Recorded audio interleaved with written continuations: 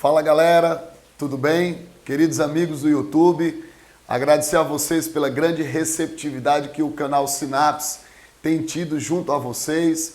Isso é fruto com certeza do nosso trabalho, mais do que tudo do carinho e do reconhecimento que vocês estão tendo com o nosso trabalho.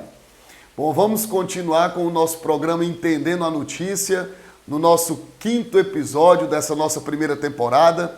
Hoje trazendo uma reportagem do Instituto Ciência Hoje. Instituto Ciência Hoje, que por sinal, a revista Ciência Hoje é uma das mais citadas no vestibular do Exame Nacional do Ensino Médio.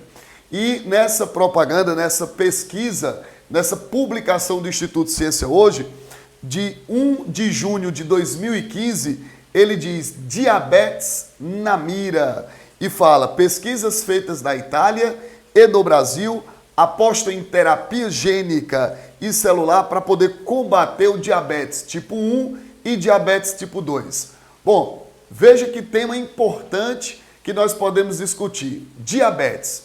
O diabetes, gente, que também é chamado diabetes mellitus ou popularmente diabetes doce, ele é um tipo de disfunção hormonal que está associado a uma importante glândula mista conhecida como pâncreas. O pâncreas é chamado de glândula mista porque ele tanto possui uma secreção exócrina, que é o suco pancreático, e uma secreção endócrina, que são os hormônios produzidos pelas ilhotas pancreáticas, no caso, a insulina e o glucagon. O diabetes, ele está associado a uma disfunção relacionada à insulina, que traz como consequência exatamente uma incapacidade no controle da taxa de glicose no sangue, o que pode acarretar nos portadores de diabetes o que nós chamamos de hiperglicemias, que é o aumento da taxa de glicose no sangue. Você me pergunta, Lázaro, o que pode desenvolver o diabetes? Jovens, o diabetes ele pode ser classificado basicamente de forma clássica em dois tipos, o diabetes tipo 1 e o diabetes tipo 2. Qual é a diferença básica desses dois? Olha só, no Brasil, aproximadamente 18 milhões de brasileiros têm diabetes. Isso é cerca de 10% da população nacional. E desses 18 milhões, cerca de 10% dos diabéticos apresentam o chamado diabetes tipo 1. O que é o diabetes tipo 1? Ele é uma doença autoimune, ou seja, o teu próprio sistema imunológico produziu anticorpos, de alguma forma, que foram combater as células beta do teu pâncreas. Como é que seria isso? De algum motivo, ainda hoje a medicina diz que é idiopático, sem causa conhecida, mas os teus próprios anticorpos destroem as células beta pancreáticas. Com isso, você para de produzir insulina. E no momento que você deixa de fazer a produção de insulina, isso vai levar o quê? Ao aumento da taxa de glicose no sangue, pois a insulina é um importantíssimo hormônio que controla a entrada de glicose em algumas importantes células. Ou seja, se nós não temos mais a insulina executando o mecanismo de controle da entrada de glicose nas células, qual é o resultado? A glicose fica no sangue. Se a glicose fica no sangue, ela aumenta em concentração, gerando os principais problemas de quem tem diabetes, que é a hiperglicemia.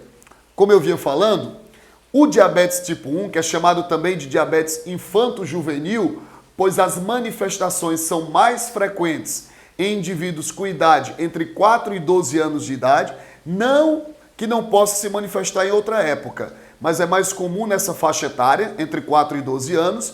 O diabetes tipo 1 está associado a essa falha, a esse processo autoimune de destruição das células beta-pancreáticas. Nesse momento, o cara deixa de produzir totalmente a insulina e ele torna-se insulino-dependente. Então, o que é o diabetes tipo 1? É o diabetes mellitus insulino-dependente. Neste caso, qual vai ser o tratamento para a pessoa que tem o diabetes tipo 1? Dieta e, logicamente, a insulinoterapia, ou seja, ele vai administrar insulina diariamente de forma intramuscular ou de forma endovenosa. Já o diabetes tipo 2, gente, que é o mais comum no Brasil, 90% dos diabéticos no Brasil são diabéticos tipo 2, ele é chamado geralmente diabetes mellitus insulino não dependente, porque não está associado a incapacidade de produção total da insulina, mas sim de uma deficiência na produção ou principalmente de falha dos receptores de insulina. Você diz assim, como é que seria isso, professor? Se você manifesta o diabetes tipo 2, é porque as tuas células que possuem receptores começam a não mais identificar a insulina. É uma espécie de resistência a essa insulina. Consequência, é como se de repente você não estivesse produzindo, o que vai resultar no mesmo quadro hiperglicêmico. Bem, o que pode desenvolver essa resistência? Estudos apontam que o principal fator desencadeador da resistência à insulina se deve à obesidade, ou seja, o índice de massa corpórea superior a 30. Como é que você mede o seu IMC? Você pega o seu peso, né, a sua massa, o seu peso, dividido pela sua altura ao quadrado. Se isso der acima de 30, não quer dizer que você vai ter diabetes tipo 2, mas indica que você é um indivíduo que tem predisposição. Porque o teu índice de massa corpórea, a tua obesidade, ela pode acarretar fenômenos de quê? Adipotoxicidade.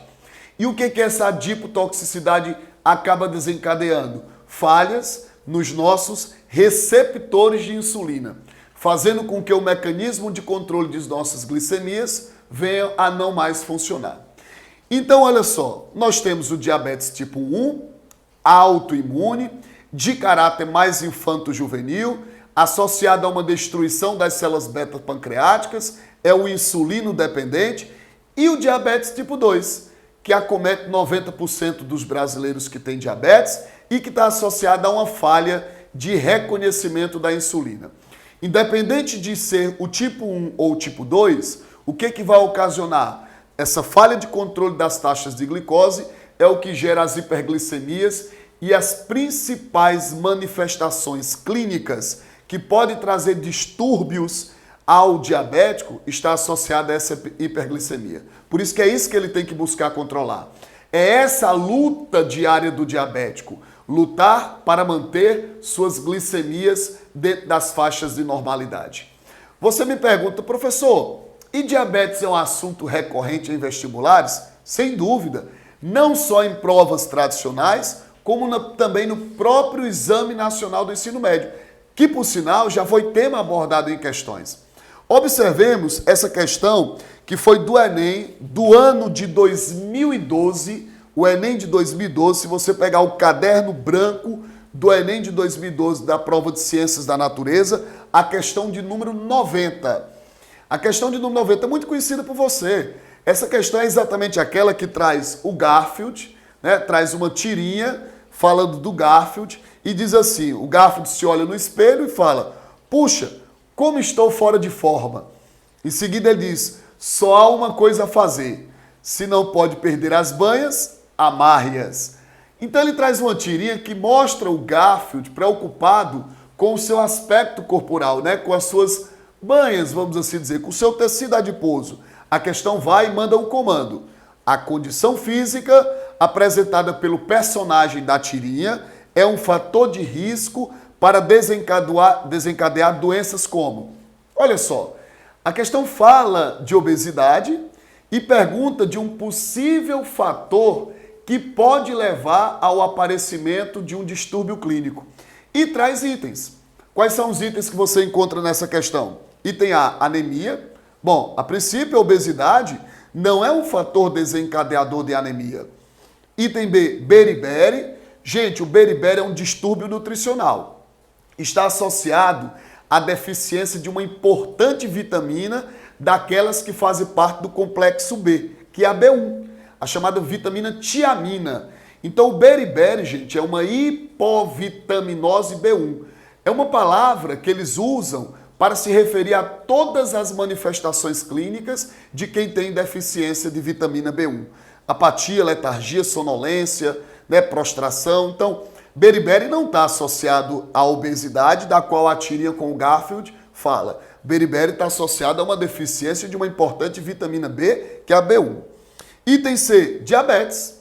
Exatamente, diabetes mellitus, a famosa diabetes doce, a diabetes que está associada ao descontrole glicêmico, a diabetes que está associada ao hormônio insulina, a diabetes que está associada exatamente à glândula pâncreas e que pode ser do tipo 1, que é autoimune, não tem relação com obesidade, e com o tipo 2. Esta sim tem associação com a obesidade porque, como eu falei, pode ser um fator desencadeador da resistência à insulina.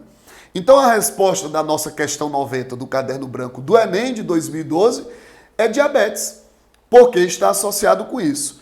No item D fala de escorbuto. Não, escorbuto não tem relação com obesidade. O escorbuto, moçada, está associado ao déficit de que vitamina? Exatamente. O ácido ascórbico, a vitamina C, aquela vitamina que é exatamente uma coenzima na síntese do colágeno, aquela que é a vitamina de poder antioxidante, aquela vitamina que é um agente redutor e por isso combate radicais livres. A sua deficiência gera o escorbuto. E o item é fenilcetonúria. Também, fenilcetonúria não está relacionado à obesidade, mas sim a uma doença de caráter autossômico, a uma doença hereditária que faz com que o indivíduo tenha deficiência no metabolismo do aminoácido fenilalanina. Por isso que eles são chamados de quê? Fenilcetonúricos. Você já deve ter observado muitos nutrientes, muitos alimentos. Se ele contiver fenilalanina, ele tem que informar. Aí você diz, por quê? Você tem que saber que essa informação talvez não seja útil a você, mas é útil àqueles que são o quê? Fenilcetonúricos. Porque é a partir dessa informação que ele evita consumir esse tipo de produto, certo? Então, olha só, no nosso programa de número 5, né, do episódio 5, do Entendendo a Notícia dessa nossa primeira temporada, qual foi o assunto? Diabetes. Diabetes, que é um assunto importantíssimo, porque fala de distúrbio clínico, de hormônios, de hiperglicemias, do tipo 1, do tipo 2, fala de aspecto autoimune e que é tema que já foi abordado em várias provas. Agradeço mais uma vez a oportunidade de nós conversarmos, dialogarmos. Você, amigo do YouTube, você, amigo webnauta, compartilhe nossos vídeos, né? Se inscreva, aproveite, ative notificação, pois sempre que um novo vídeo no canal Sinapse for publicado, você será informado. Mais uma vez, sempre juntos, esse é o programa Entendendo a Notícia.